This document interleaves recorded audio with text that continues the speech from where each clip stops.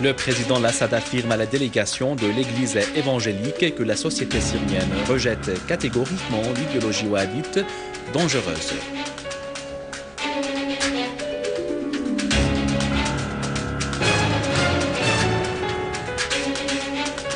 Arrivée d'une cargaison d'assistance humanitaire russe à l'aéroport international de Damas.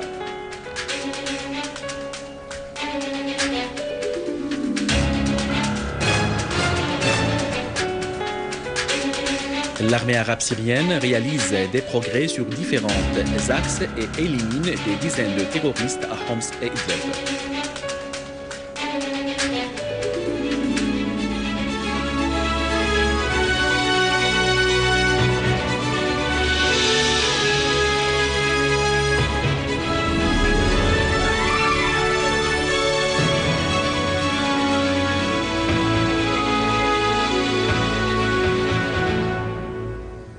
Mesdames et messieurs, bon après-midi et bienvenue à notre journal.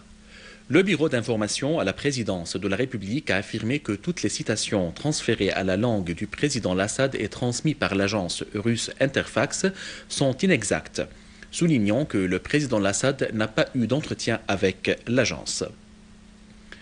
Le président Bachar al-Assad a affirmé que la société syrienne, qui se distingue depuis des siècles par l'affection et la fraternité entre toutes les communautés, n'a accepté et n'acceptera jamais l'idéologie takfiriste wahhabite. Recevant hier une délégation de l'église évangélique dirigée par Amjad Beblaoui, chef du département du Moyen-Orient à l'église presbytérienne aux États-Unis, le président Assad a précisé que la pensée wahhabite dangereuse ne menace pas seulement la Syrie, mais aussi les pays de la région dont les différentes composantes jouissent des liens sociaux étroits. Le président Assad a par ailleurs critiqué les États-Unis et l'Occident qui n'ont pas une vraie compréhension de la réalité et de la nature de la région. De leur côté, les membres de la délégation, composés des prêtres des États-Unis, de la Suède, de la Suisse, du Liban et de la Syrie, ont affirmé leur solidarité avec la Syrie, berceau des cultes et des civilisations, rejetant toute ingérence étrangère dans les affaires syriennes et souhaitant le rétablissement de la paix et la sécurité en Syrie. Le président de l'Assemblée du Conseil du peuple, Mohammed Jihad al-Ham, a affirmé que la lutte contre le terrorisme exige une vraie volonté internationale pour dévoiler les pays souteneurs des terroristes avec à leur tête l'Arabie saoudite.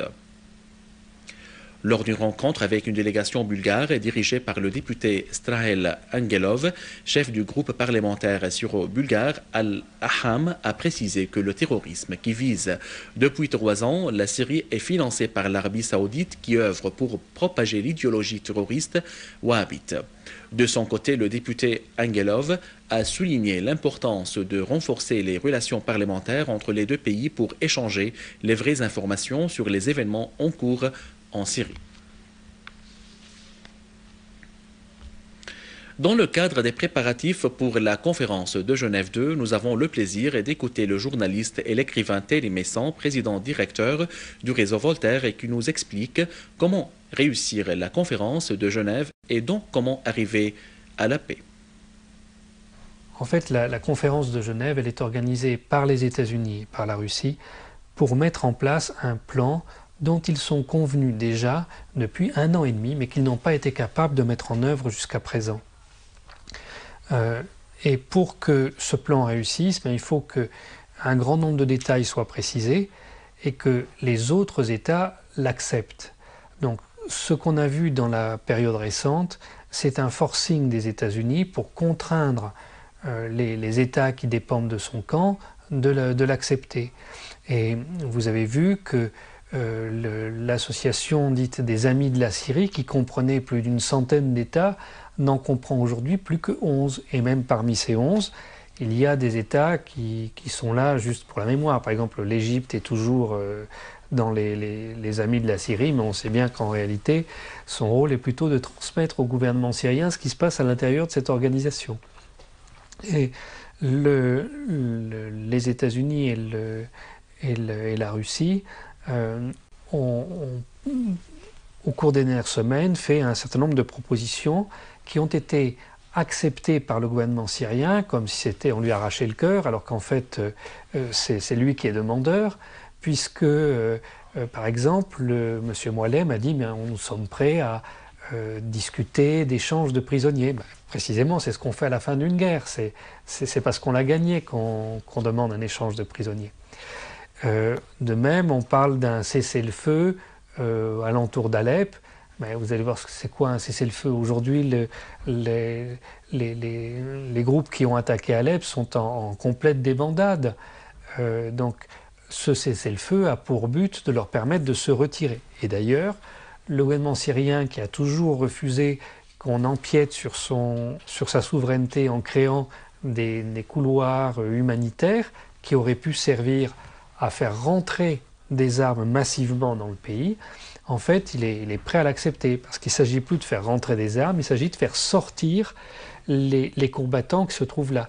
Évidemment, on ne va pas les arrêter, évidemment, on ne va pas les tuer, il faut leur permettre de quitter le pays. Un avion syrien chargé d'aide humanitaire et de secours présenté par le peuple russe au peuple syrien a atterri aujourd'hui à l'aéroport international de Damas.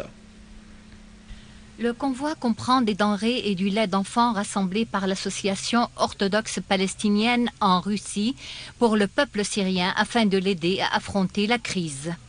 Notons que le peuple et le gouvernement russe ont présenté dès le début de la crise en Syrie de nombreuses aides humanitaires et de secours, dont 44 tonnes d'assistance qui sont arrivées le mois dernier au bord de 2 avions russes à l'aéroport de Bas el-Assad. Le ministère russe des Affaires étrangères a exprimé sa satisfaction pour l'arrivée de l'aide humanitaire aux personnes déplacées et affectées par les actes des groupes terroristes armés. Dans un communiqué, le ministère russe des Affaires étrangères a déclaré que l'arrivée de l'aide russe est composée à l'accord conclu lors des négociations russo-américaines à Paris le 13 janvier. Moscou a annoncé hier son soutien à l'acheminement de l'aide humanitaire aux civils en Syrie, appelant toutes les parties à faire pression sur les groupes armés pour les convaincre d'élaborer les conditions appropriées pour l'arrivée de l'aide à ceux qui en ont besoin, ce qui aidera à la création d'une atmosphère adéquate pour les travaux de la conférence internationale sur la Syrie, Genève 2.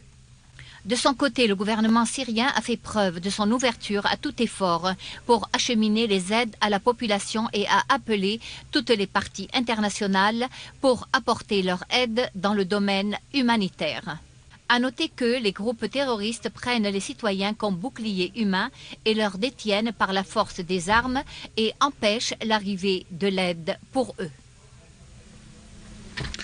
La première cargaison des assistances alimentaires est arrivée dans la localité Al-Ghazlaniya, dans la banlieue de Damas, pour alléger la souffrance des habitants affectés par les actes criminels des groupes terroristes. Le Croissant Rouge syrien a pris en charge l'arrivée des aides humanitaires transportées par 30 camions à la mairie en collaboration avec les organisations des Nations Unies pour les distribuer aux personnes déplacées et affectées par les actes terroristes.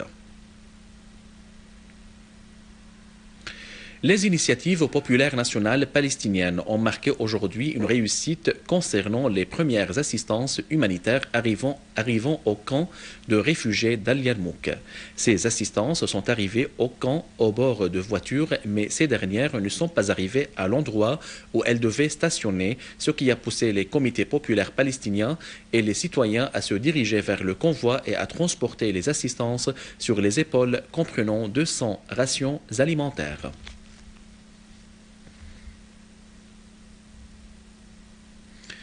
Une délégation de la Douma russe de l'Assemblée orthodoxe et des représentants d'associations et d'organisations populaires en Russie s'est rendue à l'hôpital militaire de Youssef Al-Azma pour visiter les blessés de l'armée arabe syrienne. La délégation en visite de quelques jours en Syrie aura des rencontres avec des personnalités religieuses et gouvernementales et effectuera des activités humanitaires soutenant les personnes affectées par les actes terroristes. Sous le slogan Non au terrorisme, non à l'ingérence en Syrie, en signe de condamnation du soutien apporté par le régime d'Al-Saoud aux terroristes en Syrie et de son implication dans l'effusion du sang syrien ainsi que dans la destruction du pays, l'Union nationale des étudiants syriens en Italie a observé à Rome, en coopération avec la communauté syrienne, le comité syro-italien et le Front européen, un sit-in devant l'ambassade d'Arabie saoudite à Rome. Les participants ont affirmé que la fermeté du peuple syrien et son soutien à l'armée arabe syrienne étaient capables d'éradiquer le terrorisme qui menace la Syrie, la région et le monde tout entier. Des unités de l'armée arabe syrienne ont liquidé grand nombre de terroristes à Homs et dans les banlieues d'Idlib et Damas et déjoué des tentatives d'infiltration des groupes terroristes vers des régions sûres.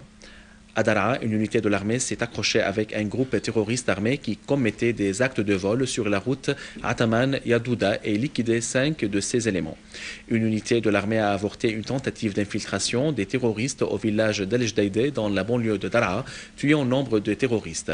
À Daraa, Al-Balad, des unités de l'armée ont éliminé nombre de terroristes du soi-disant le Front islamique, précisément à la cité ouvrière d'Adra, et détruit des repères des terroristes, y compris des armes et munitions.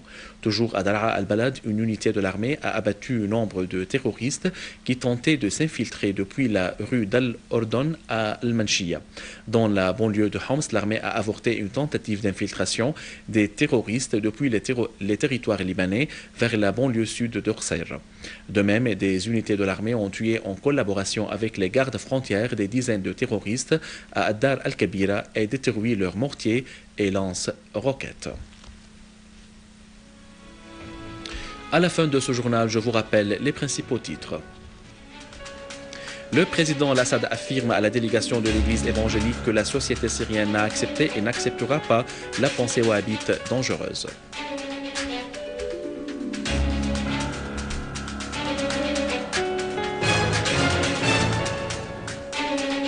Arrivée d'une cargaison d'assistance humanitaire russe à l'aéroport international de Damas.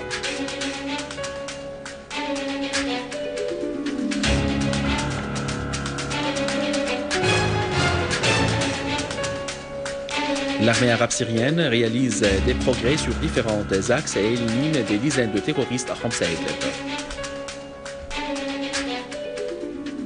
Mesdames et messieurs, c'était notre journal d'aujourd'hui. Merci de l'avoir suivi et au revoir.